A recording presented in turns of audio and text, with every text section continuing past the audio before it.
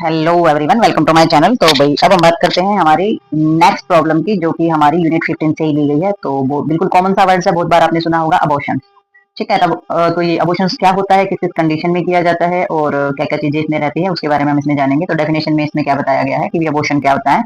तो इन्होंने बताया है, abortion is defined as a exclusion of the product of conception before the embryo और fetus इज वायबल। तो अभी इन्होंने बताया कि अबॉर्शन को जो डिफाइन किया गया ना, अबॉर्शन को ऊपर जो है परिभाषित किया गया है कि भाई इसमें अबॉर्शन हमारी वो स्थिति होती है जिसमें किसी भी मतलब कि एक जो भ्रूण का जो विकास होता है ना, यानी कि फीटस है, उसका जो भी ग्रोथ वगैरह हो रही है। ठीक है। तो उसमें जितने भी ग्रोथ के लिए जो भी आवश्यक चीजें होती हैं, ठीक है, मतलब कि इम्ब्रू की फीटस जो होता है उसकी ग्रोथ के लिए जो भी अच्छी चीजें होती है, तो उनका निष्कासन हो जाए, अगर वो निकल जाती हैं तो वो हमारा अबॉर्शन बोला जाता है। भाई बेबी है, फीटस है पेट में, और मतलब कि यूट्रस के अंदर फीटस है, और उसमें उसको ग्रोथ करने के लिए उसको जो भी चीजें चाहिए होती है वो उसमें यूट्रस में नहीं रुकती हैं, अगर वो निष्कासित हो जाती है, निकल जाती है, तो ऐसी कंडीशन हमारी अबॉर्शन बोली जाती है। और any interruptions of pregnancy before 28 week of gestation of delivery of a fetus weighing less than 500 gram is known as abortion. तो भाई इनका कहना ये है कि जो हम किसी जो शिशु है, यानी कि जो बच्चा है, वो जीवित रहने योग्य ना हो, यानी कि एम्ब्रो जो है वो जीवित रहने योग्य ना हो, यानी कि वो मतलब इस तरीके से कंडीशन हो चुकी हो कि ना तो उसकी ग्रोथ होगी और ना वो बच्चा आगे बढ़ सकता है, यानी कि जीवित रहने योग्य अगर वो बेबी नहीं है, वो फीटस नहीं है। और जो 28 हफ्ते जो होते हैं, 28 हफ्ते से पहले अगर बिल्कुल ही मतलब खत्म हो जाता है, ठीक है, 28 हफ्ते जो होते हैं हमारे, 28 सप्ताह जो होते हैं, उनसे पहले किसी भी प्रकार की मतलब की समाप्ति हो जाए, किसी भी प्रकार का जो है बिल्कुल ही बेबी खत्म हो जाए 28 हफ्तों तक, मतलब 28 हफ्ते होने से पहले ही अगर कुछ दिक्कत हो जाती है, बेबी में ग्रोथ नहीं हो पाती है और उसकी जो जरूरी चीजें होती हैं बाहर निकल जाती हैं, तो ये जो कंडीशन होती है हमारी। और ये भी बताया गया है कि जो 500 gram is known as abortion. तो भाई 500 ग्राम का मतलब यहाँ पे है कि 500 ग्राम से कम वजन वाले जो हमारे फीटस होते हैं उनका जो जन्म होता है, 500 ग्राम से कम अगर उसका वजन है और उस फीटस से जो डिलीवरी कराई गई है, तो वो भी हमारा अबॉर्शन ही बोला जाता है। तो अब ये इसमें एक बार समझ सकते हैं दोबारा से कि भाई इसमें कौन कौन सी कंडीशन बताई गई है कि जो हमारी यूट्रस होती है फीमेल्स की, तो यूट्रस के अंदर जो फीटस है, जो भ्रूण है, ठीक है, तो उस भ्रूण को जो भी चीजें जरूरी चीजें चाहिए है, भ्रूण का निष्कासन हो जाता है, तो फिर जब भ्रूण का निष्कासन हो जाएगा तो भ्रूण को जो चीजें चाहिए, तो भ्रूण ग्रोथ ही नहीं करेगा, तो फीटस जो है अपने आप ही क्या हो जाएगा, मतलब कि वेस्ट ही हो जाएगा। तो ऐसी कंडीशन हो, या वही फिर बिल्कुल ही जीवित रहने योग्य ना हो, 28 हफ्तों से कम का हो और 500 ग्राम से कम उसका वजन हो, तो ऐसे में जो डिलीवरी होती है वो हमारी सारी की सारी अबॉर्शन के अंदर आती है। ठीक है। अगर हम क्लासिफिकेशन इसका करें तो क्लासिफिकेशन में इन्होंने बताया है कि भी प्रोग्नोसिस में इन्होंने बताया इट इज कॉमनली ओकर in second and third month of the gestation due to the defective OA and development defect or fetus and placenta।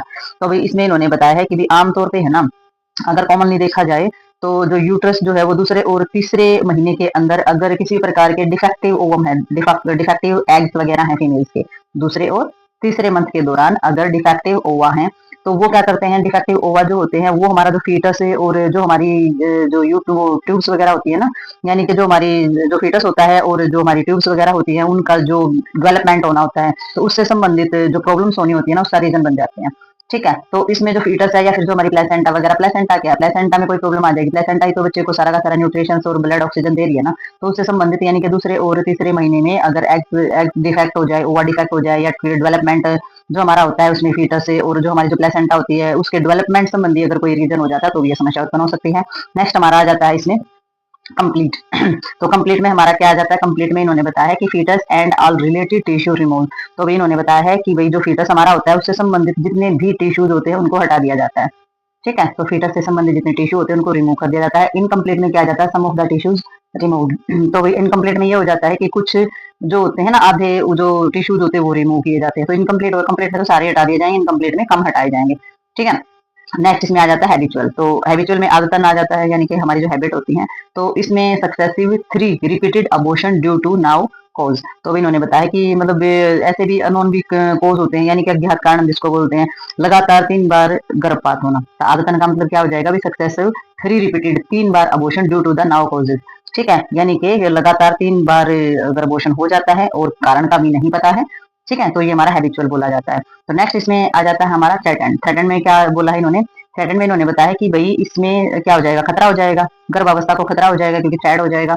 तो इसमें जो क्या है कि pregnancy is threatening to about when vaginal bleeding occurs before the 24 week of gestation. तो इसके अंदर इन्होंने बताया है कि जब गर्भ अवस्था के 24वां हफ्ता होता है ना, यानी कि जब प्रेगनेंसी का 24वां हफ्ता होता है, तो उससे पहले क्या होता है, जो वेजाइना होती है उससे ब्लीडिंग होती है। प्रेगनेंसी का 24वां हफ्ता जब होगा तो वेजाइनल ब्लीडिंग जो है वो हमारी हो जाएगी। तो क्या होगा इसमें, जो जो हमारी गर्भ अवस्था है यानी कि जो प्रेगनेंसी है उसमें क्या हो जाएगा, अबॉर्शन का खतरा उसमें हो जाएगा। ठीक है, तो प्रेगनेंसी जो है अगर 24 हफ्ते की है और ब्लीडिंग हो जाती है बहुत ज्यादा, तो फिर हमारा अबॉर्शन का ही खतरा होता है। एक तरीके से मान लिया जाता है कि ये अबॉर्शन हो गया। ठीक है, इंड्यूस और हमारा एलिएक्टिव बोला जाता है इसमें, इंड्यूस्ड एलिएक्टिव। तो इसमें इंड्यूस का मतलब हो जाता है किसी चीज को प्रेरित किया जाता है, और एलेक्टिव का मतलब ये हो जाता है कि इच्छित यानी कि इच्छा से होने वाला। तो इसमें हमारा हो जाती है कि we produce intent of the terminate of suspected और नाउ और वही intrauterine pregnancy and the produce of non viable foetus and gestational age. ठीक है, deserve necessary by the woman carrying it the performed at her request. तो भाई ये हमारी कैसी समस्या होती है, प्रेरित या फिर अपनी इच्छा से जो होती है। ये एक ऐसा प्रोसेस है जिसका क्या एम होता है कि गर्भाशय में किसी भी प्रकार का यानी कि बहुत ही ज्यादा मतलब बहुत ही ज्यादा क्या बोल सकते हैं हम इसको, बहुत ही ज्यादा कठिन जो चीजें हो सकती है। ठीक है, तो कठिन जो हमारी चीजें हैं या फिर जो प्रेगनेंसी है उसका हमें पता है उसको समाप्त करना या उसको खत्म करना, या फिर जो गर्भ के जो समय या फिर उसकी आयु की किसी भी भ्रूण को बाहर निकलना, तो ये हमारी सारी की सारी इसके अंदर आ जाती है। यानी किसी भी कारण से फीटस का हमारा बाहर निकल जाना, या फिर कोई भी चीज इसमें गर्भाशय में कोई भी संदिग्ध हालत हो जाए, या फिर फीटस जो है वो बाहर निकल जाए। ठीक है, या जिसमें जो यूट्रस जो है धारण करने वाली जो महिला होती है उसको आवश्यक समझा जाता है कि भी उसकी इच्छा पर किया जाता है किसी भी प्रकार का। अगर किसी जो मतलब ये कहने का मतलब ये है कि मान लो ब्लीडिंग होगी है, तो अगर वो औरत ये चाहती है मुझे अबॉर्शन नहीं कराना, मुझे बच्चा चाहिए, तो उसकी इच्छा पर आधारित करना होता है। ठीक है, इसीलिए एलिवेक्टिव का मतलब यही हो जाता है, उसकी इच्छा पर आधारित होती है ये चीजें। अगर आप उसको सलाह दे सकते हैं कि हाँ ये बेबी सही रहेगा, ये बेबी सही नहीं रहेगा, ये ग्रोथ करेगा, ये ग्रोथ नहीं करेगा, आगे जाके दिक्कत आ सकती है, आपकी जान को खतरा हो सकता है, आप उसको सलाह दे सकती हैं। बट अगर वो ये कहेगी मुझे प्रेगनेंसी चाहिए है, तो वो भी उसकी इच्छा पर निर्भर करता है। अगर वो कहे कि मुझे अबॉर्शन करवाना है या नहीं चाहिए है, तो भी वो उसकी इच्छा पर निर्भर करता है। तो इसीलिए इसमें हमारे जो भी है यूट्रस से संबंधित या जो गर्भावस्था का जो पता होता है उसको समाप्त करना प्रेगनेंसी को, या फिर जो जो हमारा प्रेगनेंसी का जो टाइम होता है या उसकी जितना भी टाइम या ड्यूरेशन होती है उसके अनुसार भ्रूण को मतलब कि फीटस को जो बाहर निकाला जाता है। तो ये जो जिस औरत ने अपना गर्भ धारण किया ये उसके इसमें उस पर डिपेंड किया जाता है, उसके द्वारा आवश्यक समझा जाता है कि वो क्या डिसीजन लेती है, उसकी इच्छा पर ही निर्भर होता है। ये इन्होंने बोला है, मतलब कि डॉक्टर अपनी इच्छा से फैसला करने की बजाय एक बार उनसे जरूर सलाह लेंगे और इस चीज पे साइन भी लेंगे बाकायदा कि उनको क्या करवाना है। हाँ, उनसे जुड़े हुए जितने भी कॉम्प्लिकेशन है उसके बारे में डॉक्टर जरूर बताएंगे कि आगे ये खतरा हो सकता है, वो खतरा हो सकता है, तो वो डिसीजन डॉक्टर जरूर लेते हैं। ठीक है, लेकिन ये भी इच्छा पर भी तभी तक निर्भर होता है जब तक अब डॉक्टर ये कहेगा कि इसमें खतरा है या ठीक नहीं रहेगा, तो फिर कोई महिला डिसीजन नहीं लेगी, वो डॉक्टर से यही बोलेगी कि आप देखो आपको जो करना है जो सही लगे वो करो। ठीक है, तो इस चीज पर भी हमारे डिपेंड होती है चीजें। और कारण क्या क्या रह सकते हैं इसमें, और वो फीटल फैक्टर हो जाता है हमारा। वो फिस्टल फैक्टर में क्या हो जाता है, जो भी हमारे एग होते हैं या फिर हमारा जो जो भ्रूण होता है वो फैक्टर हो सकते हैं। कैसे हो सकते हैं, जैसे कि क्रोमोसोमल सबनॉर्मेलिटी हो जाती है। तो क्रोमोसोमल्स में तो पता ही है कि भाई अबनॉर्मेलिटी होगी, क्रोमोसोम्स आपस में मैच नहीं करते हैं। कॉन्जिनेंटल मालफॉर्मेशन हो सकती है, जन्मजात अगर किसी प्रकार की विकृतियां हैं तो ये भी हमारी हमारी जो है कारण बन सकती है इसमें। ठीक है, अबॉर्शन का। और मैटरनल फैक्टर हो सकते हैं, ये तो हमारे ओवा और फीटल भ्रूण और जो एग होते हैं उसके फैक्टर है दोनों। ठीक है, अब नॉर्मल और कॉन्टिनेंटल अगर क्रोमोसोमल्स हो जाएंगे। मैटरनल फैक्टर के अंदर हमारा ट्रॉमा आ जाएगा, किसी प्रकार की चोट लग जाना। ठीक है, और टॉक्सिन्स यानी कि कोई भी जहरीले पदार्थ की वजह से हो सकता है, और कुछ भी वायरल इन्फेक्शन या विषाणु के द्वारा होने वाला जो संक्रमण होता है या फिर इन्फेक्शन होता है उसकी वजह से भी ऐसी कंडीशन हो सकती है। ठीक है, तो ये थोड़ा सा समझ के करना है आपने सारी की सारी चीजें। तो चलते हैं नेक्स्ट, देखते हैं इसमें और क्या है। तो अभी नेक्स्ट इसमें हम जानते हैं कि इसमें और भी क्या क्या रीजन हमारे रह सकते हैं। तो नेक्स्ट इन्होंने बताया है सर्विको यूट्राइन फैक्टर। तो सर्विको यानी कि जो सर्वेक्स वाला एरिया हमारा होता है, और यूट्राइन यानी कि जो गर्भाशय होता है, तो वो जो उसके जो फैक्टर होते हैं वो, तो इसमें हमारा सर्विकल्स इनकम्प्लीटनेस आ जाता है सबसे पहले, यानी कि हमारी जो सर्विक्स होते हैं वो इनकम्प्लीटनेस है, यानी कि उसके अंदर क्षमता नहीं है। ठीक है, दूसरी प्रॉब्लम आ जाती है स्पर्म डिफेक्ट, यानी कि शुक्राणु में अगर किसी प्रकार का दोष है तो किसी प्रकार की प्रॉब्लम है तो। ठीक है, नेक्स्ट हमारा आ जाता है साइकोलॉजिकल डिफेक्ट। साइकोलॉजिकल डिफेक्ट यानी कि मानसिक रूप से अगर प्रॉब्लम है तो।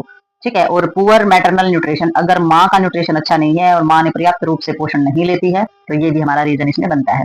ठीक है, और भाई नेक्स्ट हमारा आ जाता है रेट्रोवर्ट यूट्रस। तो भाई रेट्रोवर्ट यूट्रस से हमारी हो जाती है जिसमें यूट्रस जो उल्टा हो जाता है। यानी कि उल्टा गर्भाशय जिसको बोल देते हैं। तो रेट्रोवर्ट यूट्रस अगर है तो उसमें भी ज्यादा दिक्कत आ जाती है। ठीक है, और अगर इम्यूनाइ जो हमारे इम्यूनोलॉजिकल अगर डिफेक्ट आ जाते हैं, इम्यूनोलॉजिकल यानी कि हमारी जो इम्यूनिटी वगैरह होती है अगर वो सही से नहीं है, या फिर प्रतिरक्षाम जिसको बोल देते हैं, तो उससे संबंधित अगर डिफेक्ट हो तो भी हमारी दिक्कत आती है इसमें। ड्रग्स अब्यूज, अगर आप दवाइयों का जो है दुरुपयोग कर रहे हैं, नशीली चीजें खा रहे हैं, या फिर जो अगर पेन किलर भी खा रहे हैं, जरूरत से ज्यादा खा रहे हैं, या दवाइयों का अननेसेसरी सेवन कर रहे हैं, तो ड्रग्स अब्यूज की वजह से भी ये प्रॉब्लम हमारी आती है। ब्लड इन इनकम्प्लीटिबिलिटी, तो ब्लड जो है वो अच्छे तरीके से काम नहीं कर रहा है, यानी कि कंप्लीटिबिलिटी नहीं है, इनकम्प्लीटिबिलिटी है। ब्लड की कंप्लीटिबिलिटी यानी कि हर तरीके से ब्लड का मैच करना और फैक्टर वगैरह सही काम करना, और इनकम्पेटिबिलिटी यानी कि रक्त के साथ किसी भी तरीके की दिक्कत है। ठीक है, नेक्स्ट हमारा इसमें आ जाता है क्लिनिकल मैनिफेस्टेशन। तो क्लिनिकल मैनिफेस्टेशन में हमारा क्या क्या देखेंगे, सबसे पहले ब्लीडिंग फॉर वेजाइना, वेजाइना से किसी प्रकार का स्राव तो नहीं हो रहा है। ठीक है, कमर में तो दर्द नहीं है। ठीक है, ब्राउनिश और वेजाइनल डिस्चार्ज, ब्राउन कलर का अगर वेजाइना से किसी प्रकार का स्राव तो नहीं हो रहा है।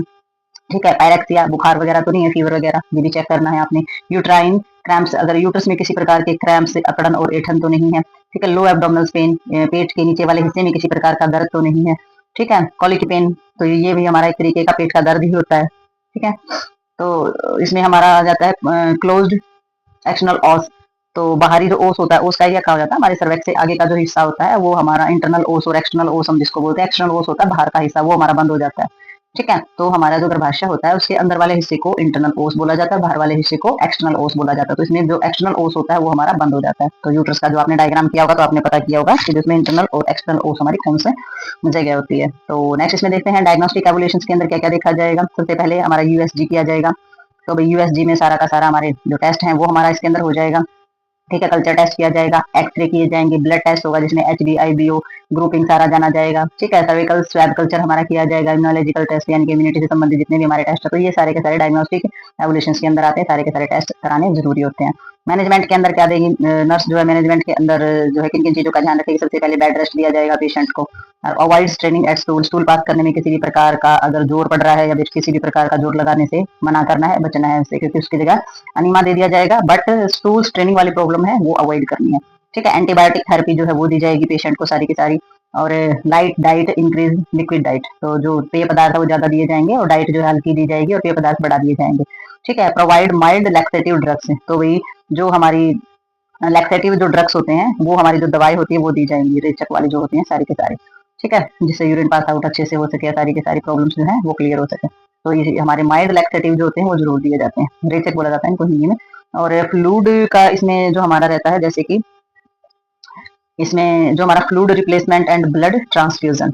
ठीक है, तो फ्लूड रिप्लेसमेंट के अंदर हमारी इसमें आ जाएगी, फ्लूड रिप्लेसमेंट में फ्लूड रिप्लेसमेंट के अंदर जो चीजें आएंगी उसमें आएगा कि अगर फ्लूड कम है पेशेंट के अंदर तो उसमें ट्रांसफ्यूजन कराया जा सकता है, चाहे वो ब्लड हो, चाहे वो ग्लूकोज देना हो, चाहे वो कुछ भी देना हो, तो उसमें फ्लूड जो हमारी रिप्लेसमेंट जो है वो जरूर की जाती है।